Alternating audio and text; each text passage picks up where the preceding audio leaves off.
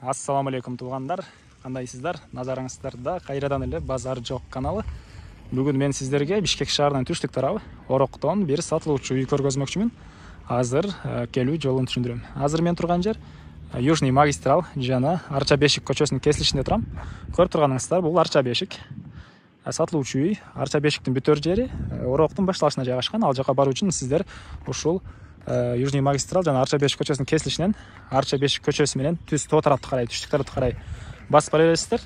Бир 800 метрдей басып барсаңыздар, Арча Бешик айылы бүтүп, Орок айылы башталат. Ошол Ороктон башталышында эле сатылуучу үй жайгашкан. Ушул магистралдан аралыгы 1 километрдей болуп калат. Бул жака 100-чү маршрутка, 134-чү маршрутка келет экен, анан өйдөрөккө 148-чи, 147-чи маршруткаларда келет. Анан сатылуучу үйдүн өйдө тарабынан 118-чи маршрутка, анан 8-чи автобус өтөт экен. Анан деп көп сүйлөп койдум окшойт. Арча Бешикте газ бар. Арча Бешиктин бүтөр жерге чейин газ барган, бирок Орокто азыркы учурда газ жок. Жакын аралыкта газ деле барып калат деген ойду айтты. Мына газы деле ошол жерде эстеп кеттим, айтып коеюн сиздерге. Келүү жолун түшүндүргөнчө сатылуучу үйгө да жетип келип калдым туугандар. Мына бул сатылуучу үйдүн көчө тараптан көрүнүшү. Көрүп турганыңыздардай ворот орнотулган, көрүп турганыңыздардай блок менен көчө тараптан тосулган туугандар. Бул көчө Мотикеева көчөсү. Мотикеева деп издесеңиздер деле келет экенсиздер. Бул жака же болбосо Мотикеева уулу Жакыпбай деп негизи боюнча картада ошентип турат. Андан ары короосуна кирели. Жеринин аянты 6 соток. Мынакей, алды тарабы стяжка. Оң тарапта 3 бөлмөлүү времянка бар экен. Сол тарапта чоң үй, узун туурасы 14,5 8. Стенасы бышпаган кирпич экен туугандар. Тышкы тарабы декоративный штукатурка. Андан ары так, азыр биринчи болуп сиздерге үйдүн ички тараптарын көргөзөйүн. Бул жакта анан бул жакта времянканы, королорун көргөзөм. Так, документтер боюнча баары бар экен. Суу, свет бар туугандар. Анан мектеп бул айылда бар. Негизи боюнча шаардын Ленин районуна караса керек, менин оюмча. Кече күнү бир үй тарттым эле, ошентип айткан болчу.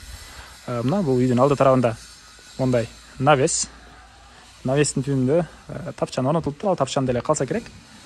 Бул мына короосу туугандар. Азыр сиздерге ички тарабын көргөзөйүн. Так. Киргенде прихожка. Такей туугандар, дуалдары шпаклевка экен. Пол стяжка, стяжканын өйдөрүнөн ОСП салыныптыр. Мына ушундай көрүнүштө чыгыш тараптан чоң пластик терезе орнотулган. Айта кетчү нерсе, свет трехфазка экен. Андан ары ушул эле жерден түз өтсөк, бул жакта узун туурасы 4,5 3,5 болгон бир бөлмө. Мынакей.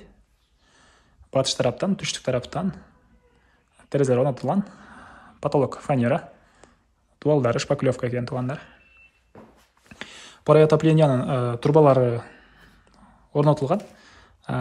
Бул үйдө азыркы учурда ремонт жүргөнүгө байланыштуу эми эле алмаштырып аткан учур экен батареяларыны. Азыркы учурда батареялары жок туугандар. Анан кийин ушул эле перехожкадан түз өтсөк, бул жакта мындай коридор.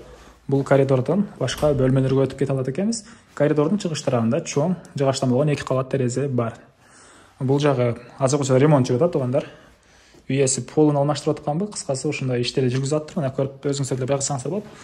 Коридордон биринчи болуп сол тарапка кайрылганда бир бөлмө, узун туурасы 2,5 4,5.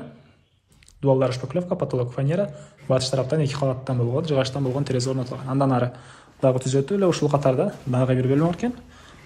Бул бөлмөнүн узун туурасы 2,2 4,5. Дуалдары шпаклевка, потолок фанера, батыш тараптан 2 кабат жыгачтан болгон терезе орнотулган. Андан ары түз өтсөк, чоң зал. Узун туурасы 7,5 3,5. Так. Чыгыш тараптан чоң 2 кабат терезе орнотулган. Потолок фанера, батыш тараптан да бир жыгачтан болгон терезе орнотулган туугандар. Бир гана пол эле коюш керек экен. Калган баары жакшы, даяр. Если негизи боюнча сатуу ой жок болгон экен, срочно себептерден улам акча керек болуп калганга байланыштуу сатып аттыр. Ошого ремонт бүтүрбөй эле азыр үйдү сатууга койгон учуру.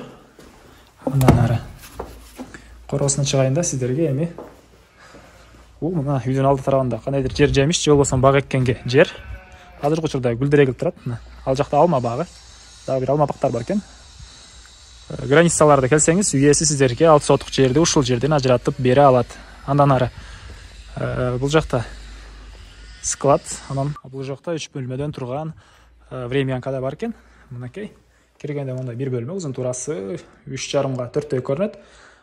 Полдың ылдый тарабында подвал, погреб бар екен. Ушул жерден түзетсек, дагы бір бөлме. Окей. Бул бөлме 3,5-га 3,5-дай көрінеді, ұзын турасы. Түндүк тараптан терезе орнотулган. Андан түзетсек, дагы бір бөлме тугандар.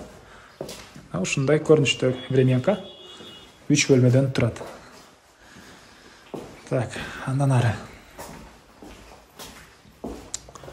Түзетсек бул жерде мындай склад. Кыскасын айтканда, бардык жерде эле могу времянкаларда эле үй ээси ремонт жүргүзүп аткан учуру, баары ремонт жүрүп аткан учуру. Окей. Ушул ремонт жүрүп аткан учурунда эле бир аз срочно акча керек болуп калганга байланыштуу сатууга койгон деп айттым жана эле. Анан бул жакта деле бир очок бар экен туугандар. Андан ары көргөзөйүн десем, ал жакта эле ремонт жүрүп атыр. Келип өзүңүздөр деле көрсөңүздөр болот. Азыр бир аз сементтер, башка нерселер турганга байланыштуу көргөзгөм жок. Эми көп сүйлөбөй баасын айтайын. Баасыны 2,8 миң сом деп атышат туугандар. Сүйлөшүүлөр болот. Ээсинин номерин мен экранга калтырам, звонок кылып сүйлөшүп көрүңүздөр. Сүйлөшүүлөр болот. Анан достор менен, туугандар менен бул видеону бөлүшсөңүздөр мага, үй ээсине, анан кимдир бирөө ушу сыяктуу үй издеп жүргөн болсо, ошол адамга чоң жардам берген болосуздар туугандар. 2,8 миң сом. Негизги маалыматтарды кайрадан эскерте кетейин. Үй узун турасы 14,5-га 8. Бул жакта времянка, кызыл китеп, документтер боюнча баары бар, суу, свет бар туугандар. Магистралга 1 километр аралыкта жайгашкан. Анда эмесе мен сиздер менен коштошом туугандар. Кийинки чыгарылышка чейин саламатта калыңыздар.